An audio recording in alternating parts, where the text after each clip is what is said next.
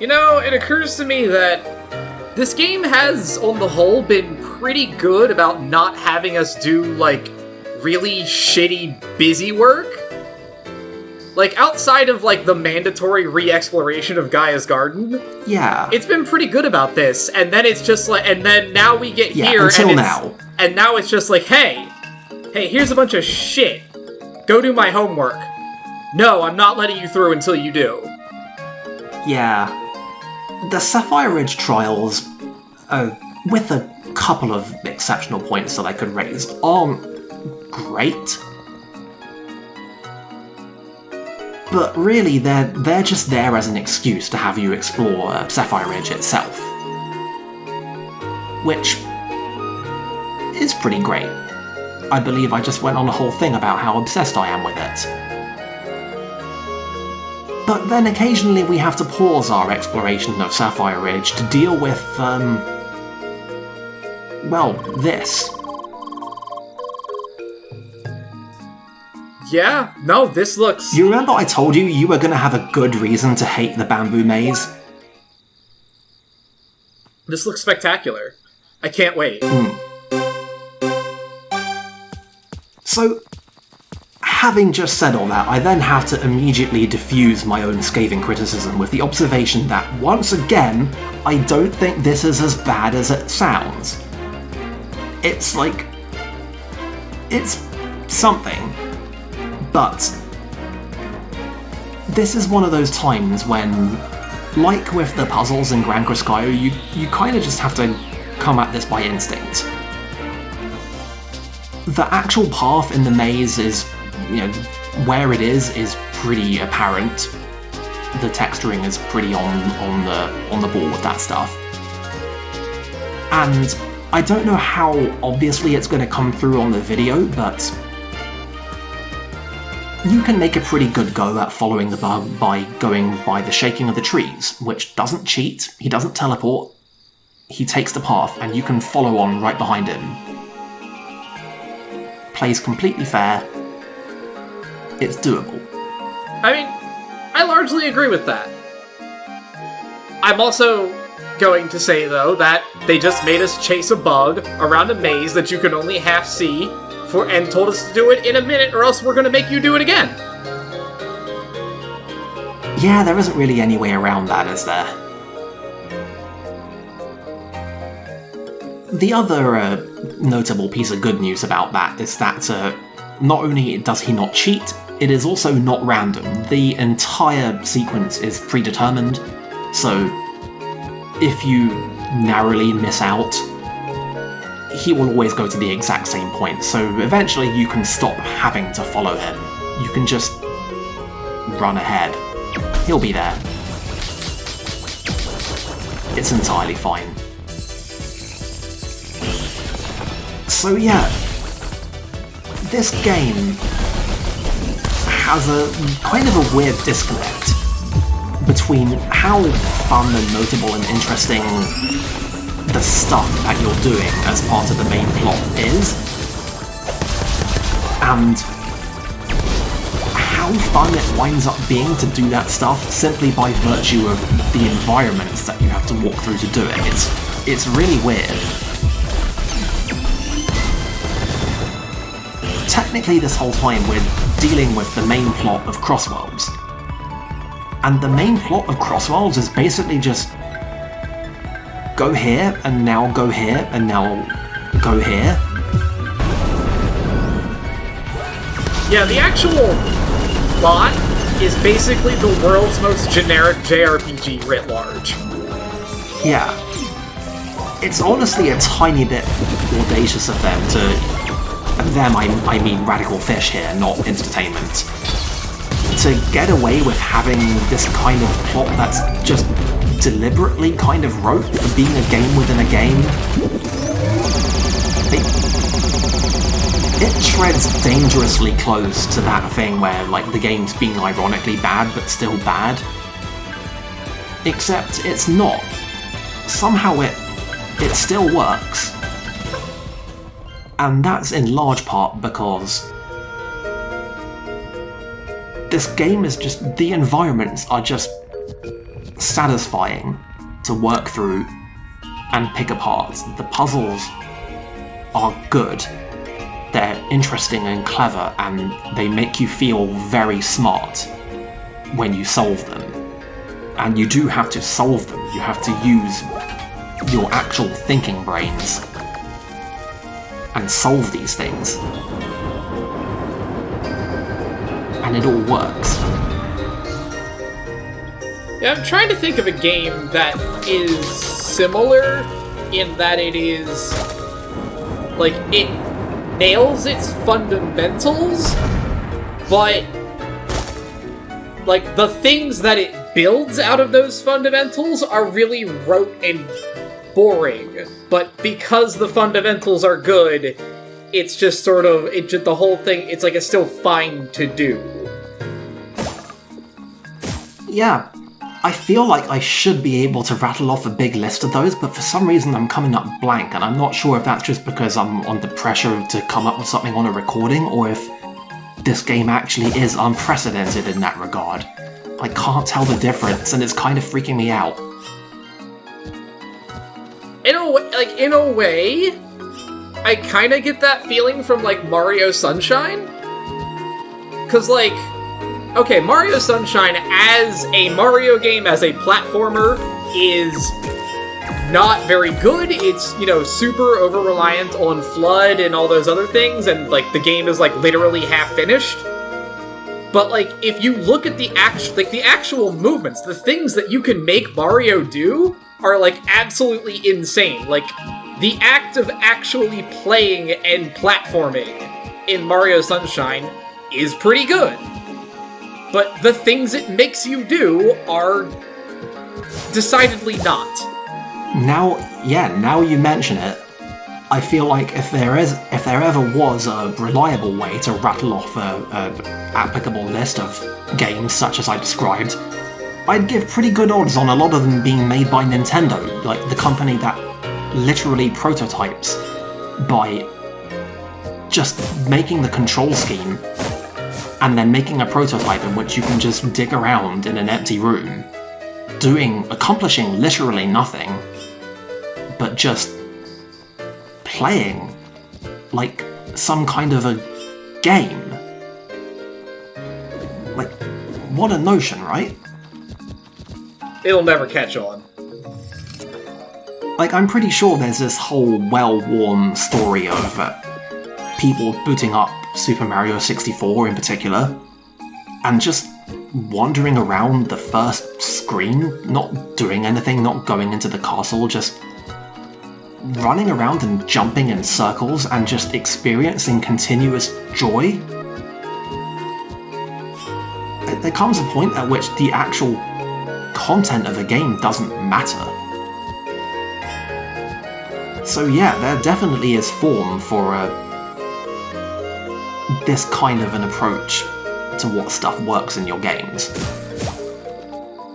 I think it's also, of course, a double-edged sword, because, as noted, Sunshine being the example I went with, Sunshine is also a notoriously unfinished game, and the stuff that you do in it is, really rote and not particularly fun in comparison to just the act of moving and fucking around.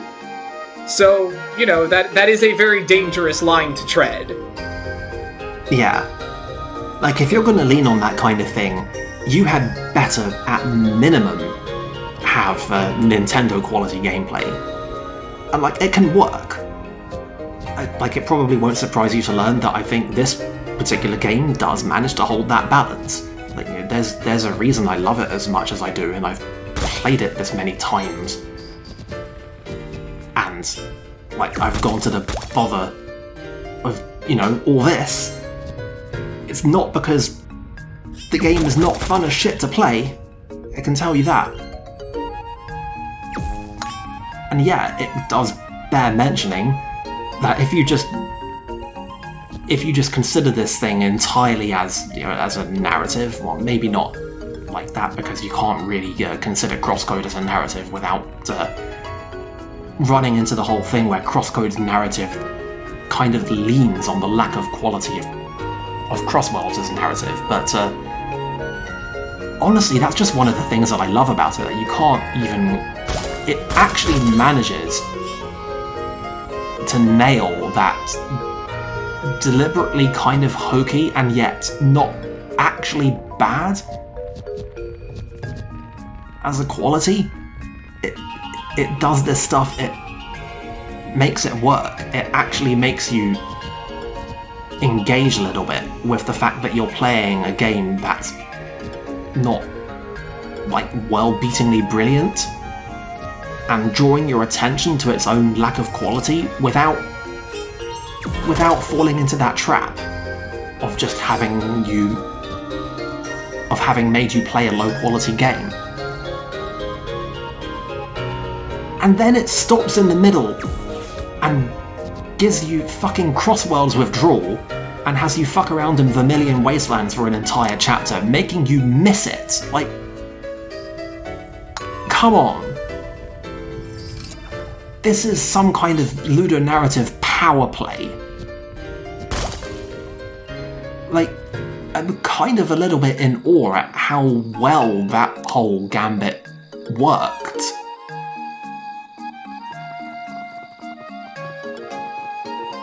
It's kind of nuts. I'm actually not entirely surprised that it works as well as it does. Because, like, it is... Like I said, I don't know... Like I said, it has been a long time since I have, you know... Like I said, I have never actually done any hacking myself, but I am vaguely aware of a principle that they call the, essentially the cement block rule of Mario hacking, which is that can you essentially replace everything in your hack with cement blocks or munchers, whatever you need. So, like, in other words, can you survive solely on the actual gameplay you're asking them to do? And the answer is probably yes. But nobody wants to play that for obvious reasons. You know? So you dress it up in all this stuff. Exactly. And I think that's a fair... So, like, I'm not surprised that the making you miss Crossworlds thing works, because when you go to Vermilion Wasteland, you're essentially doing the cement block test. You are stripping the game entirely down to, okay, this is it. This is just CrossCode. And, surprise, it turns out that sucks. Yeah. It's honestly, I think it's even weirder than that, because the main complaint that I have about Vermilion Wastelands is that, for as much as it ruminates on Crossworld's withdrawal, it still does a lot of the same stuff, and all that's missing is the set dressing. And it's a little bit alarming how well that works. It's like it works solely because of it drawing your attention to the fact that you're missing explicitly the weird set dressing that's supposed to not actually be adding anything. Like, no, you're not one of those idiots who only like shiny graphics and interesting narratives. You're here for the gameplay, man. But you're not. Yeah. Nobody truly is. I think that just holds a little bit of a mirror up to the whole endeavor and makes you, like, tiny bit called out by this. And maybe that's why it's so memorable.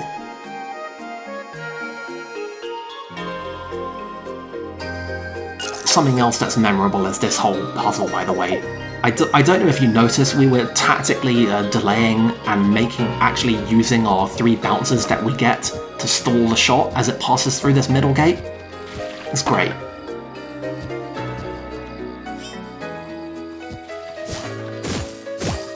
There's, like, 2 entire room-spanning chests on this one screen. This screen is definitely supposed to be one of the last things you find. Like, Sapphire Ridge is set up so that you will basically wind up doing this last. And what, might you ask, will the plot quest of Sapphire Ridge reserve for its last and greatest trick?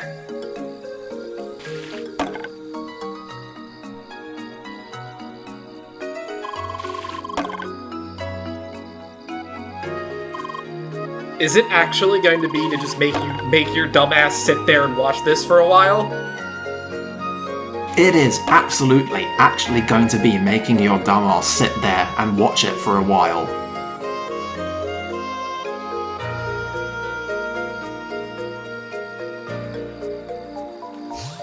Like, you see the whole thing that I'm getting at with this game just calling itself out all the time. It has you sit here doing literally nothing, doing this obvious bullshit quest.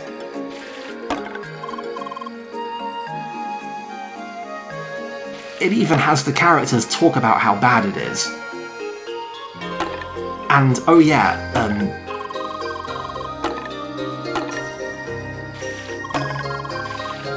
this quest is just maximum horseshit all the time. We dare you to complain about this.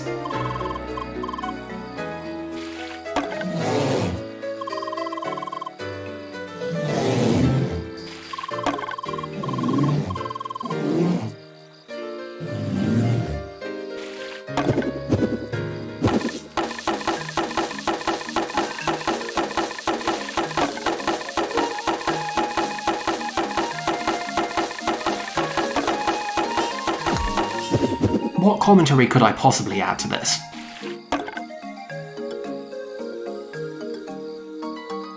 I guess I should note that there isn't anything particularly interesting for doing this wrong.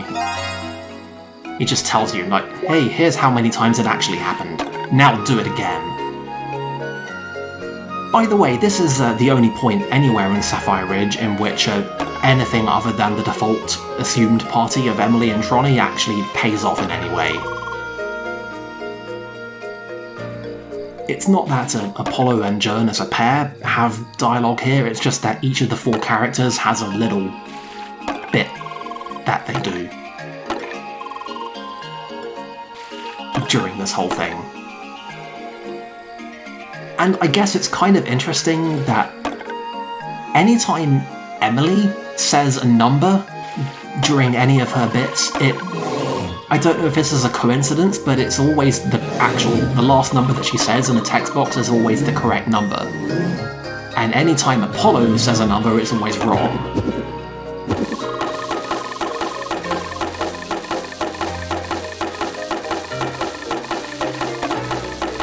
On the other hand, I'm pretty sure Apollo's doing that deliberately. I just don't know how to feel about that. Now, you might be wondering, okay, so if there's all that dialogue, what happens if you have nobody in your party? And I'm so glad you wondered that. Is it nothing? I bet it's nothing, and you just have to sit there and watch it. Oh, of course it is. Fucking Sergey. Of course it is. But don't worry. Sergey's got the inside scoop. Sergey's here to help.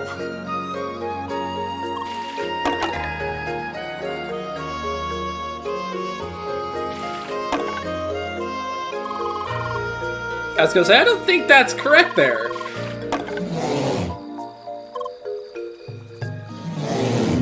Damn it, Sergey, did you use plus equals instead of plus plus at the wrong place? Did you accidentally call the thing recursively? What did you do? Not gonna lie, I'm a little disappointed that his counter doesn't start counting up when they do it. Yeah, that would have also been really funny. I bet somehow that happened because of a pointer. It's always a fucking pointer if in doubt. Anyway, that's all the trials. We've done your homework, old man.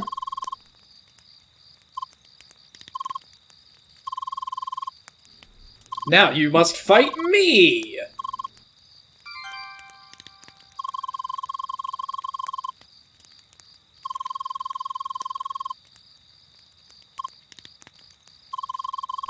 I don't know, I don't think you're right about that. It's obviously something completely different that's going to happen in a dojo.